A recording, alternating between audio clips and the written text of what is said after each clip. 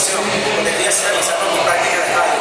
En mi paquita es la profesora que tenía Alfonso, y en este momento les voy a mostrar lo que es mi trabajo en el día a día, acá en Super Estéreo. En el día a día, producir el programa Cuéntamelo Todo.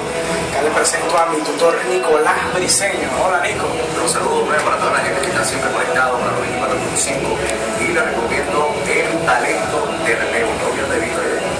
Super Estéreo ahora se encuentra en una programación especial desde la calle para realizar lo que es el talento que hay acá en la estación en Super Estéreo, la 94.5, la cual es dirigida y presidida por el señor Frank Villamil. Muestro mi trabajo de producción del programa y además de coanimación de Cuéntamelo Todo, que a esta hora, de 3 a 6 de la tarde. Muchas gracias. ¿Por qué les parece? ¿Les gustó? Lo veo.